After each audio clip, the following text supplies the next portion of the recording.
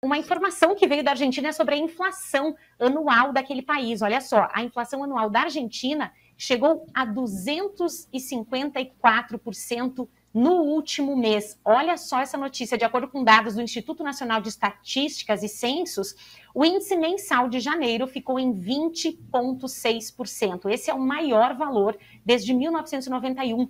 Essa taxa ela foi puxada por aumentos nos setores de bens e serviços, transporte e comunicação. E esse índice mostra uma desaceleração em relação a dezembro, quando a inflação mensal do país chegou a 25,5%.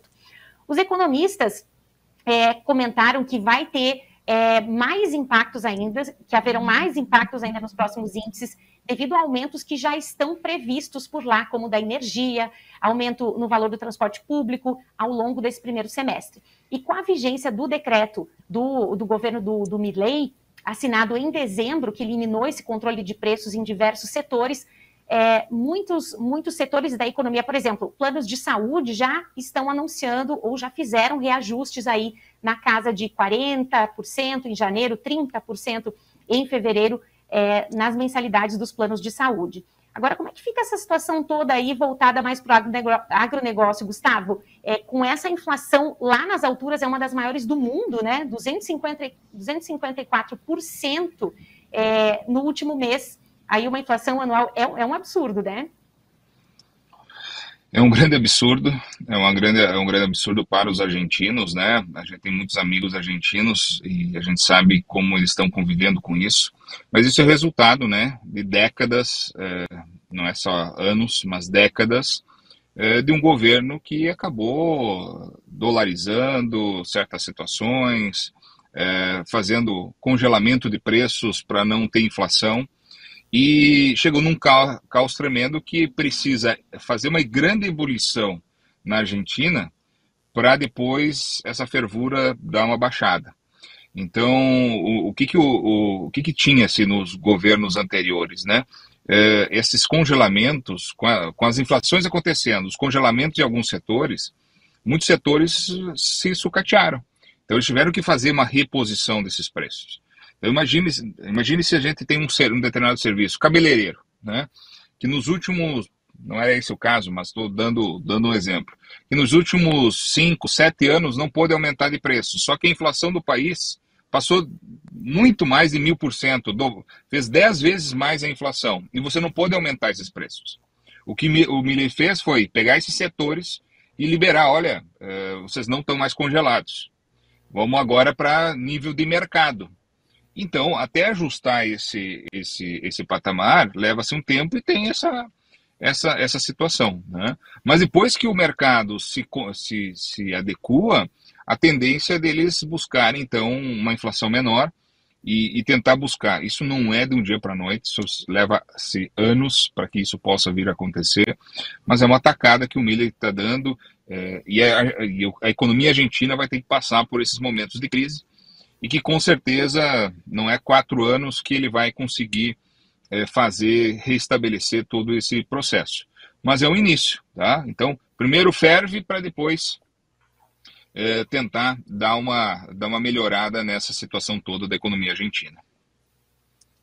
Muito bem, Gustavo. Da Argentina, agora a gente vai dar uma passada aí nos Estados Unidos, falando um pouquinho da previsão da safra 24-25 dos Estados Unidos. Olha só, o Departamento de Agricultura daquele país, o USDA, apresentou os seus primeiros indicativos para a safra 24-25 de grãos do país. Como esperado pelo mercado, o órgão trouxe aí um aumento na área de soja e uma redução nas áreas de milho e trigo. É a expectativa, né? Para a soja, a área estimada foi de 35,4 milhões de hectares contra 33,8 da safra anterior. Sobre o milho, a projeção do USDA veio de 36,8 milhões de hectares, enquanto na temporada passada foram cultivados 38,2 milhões.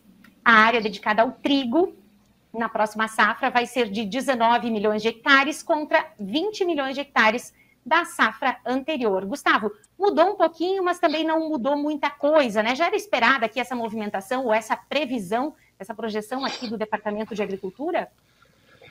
Juliana, ontem até eu trouxe alguns números até para analisar parecia que eu estava adivinhando desse relatório aqui o que pudesse vir, né?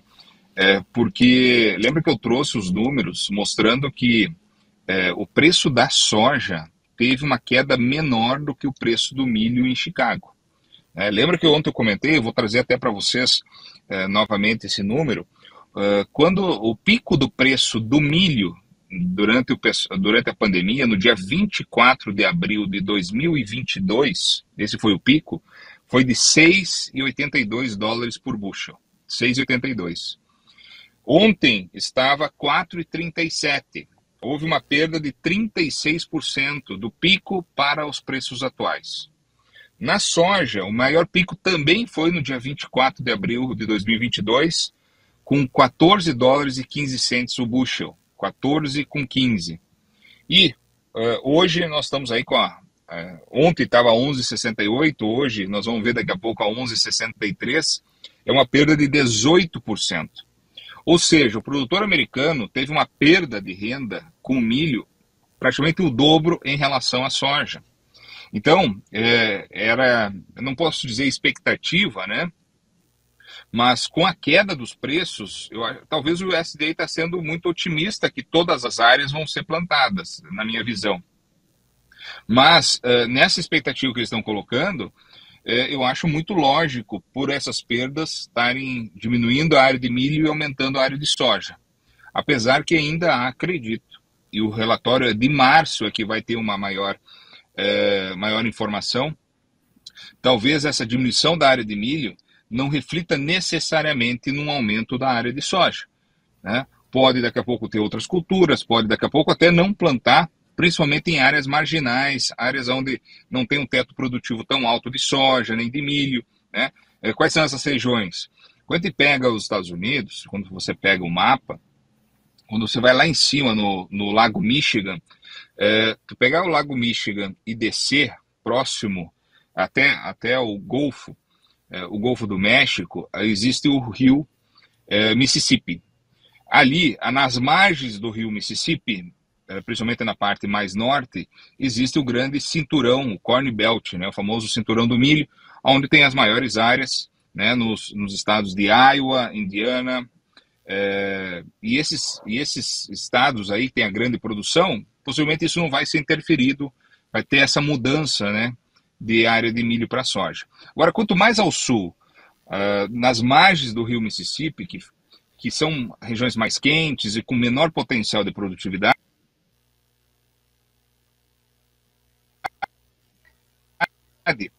eu acredito nessas regiões esses preços mais baixos, né? Então vamos aguardar esse relatório aqui já dá um indicativo um pouco do que a gente falou ontem com relação aos preços, que é o que movimenta o produtor americano, mas a intenção mesmo sai na última semana do mês de março, que aí sim está mais condizente com a realidade que deve acontecer lá nos Estados Unidos.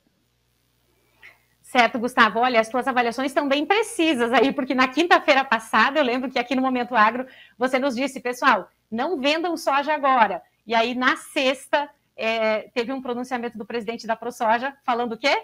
Não vendam soja agora. Eu acho que ele assistiu o Momento Agro, viu, Gustavo? O que você acha? Não vamos ser tão condizente a isso, né? Mas é um pouco a visão que a gente acaba tendo, né, com relação ao que está acontecendo, porque tem muita distorção de números, né?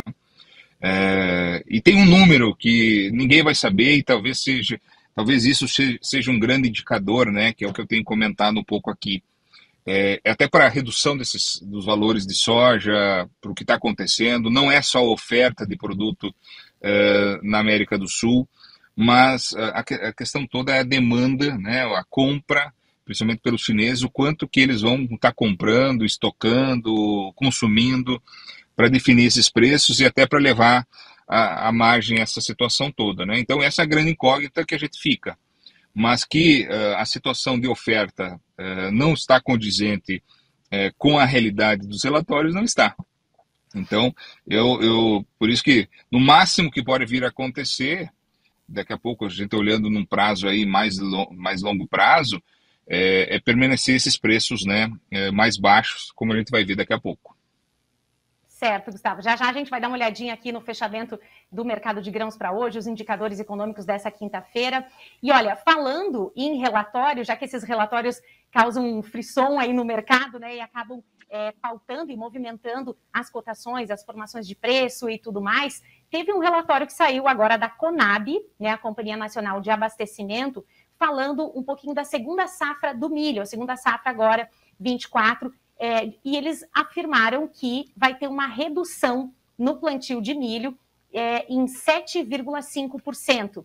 De 17 milhões de hectares registrados no ano passado, a previsão agora para essa safra de milho é o plantio de 15,8 milhões. Segundo a Conab, essa redução na área cultivada é devido às baixas cotações do cereal, o atraso no plantio da soja, o que vai reduzir essa janela ideal de cultivo, né?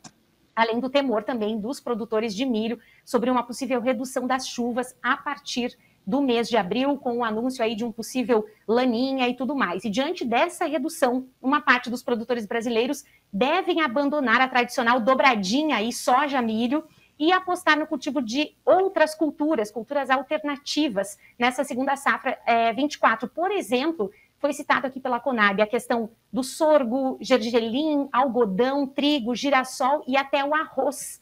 Agora, Gustavo, a gente quer te ouvir, né? A Conab está falando nesse aumento expressivo na produção, especialmente de sorgo e gergelim. Me chamou a atenção aqui, porque são culturas que a gente não vê assim em grande volume, né? Qual é essa análise que você faz? Juliana, isso aí já vem acontecendo, né? Claro que houve um aumento da área de milho, até porque o desejo do produtor hoje é fazer uma segunda safra, até para poder ter uma segunda cultura de renda. Ainda mais nas regiões onde tiveram seca, sempre o pensamento está em conseguir ter mais renda, né? Então essa questão do milho já se vem arrastando desde a metade do ano passado, com as perdas de valores que aconteceram do milho, com custo alto, principalmente de fertilizantes. Então, a gente já esperava uma redução da área de milho, mas até tinha-se uma estimativa que pudesse chegar próximo a 10% de redução de área. Então, está se falando agora em pouco mais de 7%, né, que é representativo. O segundo ponto importante é que, mais do que a redução de área, existe uma redução de tecnologia a ser empregada, que isso a Conab não coloca essa informação, né? Por que uma redução de tecnologia? Pelos custos, pela necessidade de caixa maior para investimento. E o produtor não está querendo fazer um investimento alto na cultura de segunda safra pelos riscos que podem acontecer, justamente esses, principalmente, não só o desembolso, mas também a questão dessa falta de chuvas que pode acontecer no cedo, né? Até o que nós falamos ontem, né? Tem um vídeo lá dentro da nossa plataforma que falou justamente sobre as projeções climáticas, né? E principalmente as possibilidades de falta de chuva já no mês de abril, final do mês de abril, talvez, que possa impedir aí o desenvolvimento e diminuir o potencial produtivo desse milho, né? Então tem outras culturas como o sorgo tem aumentado bastante no Brasil, tem chamado a atenção, várias regiões têm aumentado, principalmente áreas que não são as áreas principais de produção de milho, até porque o sorgo tem um custo mais baixo de implantação, é uma cultura que exige menos água em relação ao milho, obviamente, e isso tudo faz com que seja uma cultura que possa estar agregando. Hoje tem mercado de exportação, além do mercado interno. Houve uma mudança também por parte da indústria de ração que atraiu a compra de sorgo no Brasil, que faz com que a gente possa ter, então, uma demanda para isso, né? Então, a gente pode estar ofertando, aumentando a área. Gergelim cresceu e cresce mais, principalmente por exportação. O gergelim cresceu muito, não só no Mato Grosso, né, na sua região de atuação inicial na região de Canarana, no Mato Grosso, mas acabou se expandindo também em Goiás, Mato Grosso, Piauí, Maranhão, Bahia, até em Minas, e hoje tem uma grande área de produção e basicamente é exportação. Hoje tem muita exportação de gergelim, não é só para o mercado interno, tem um grande consumo, né?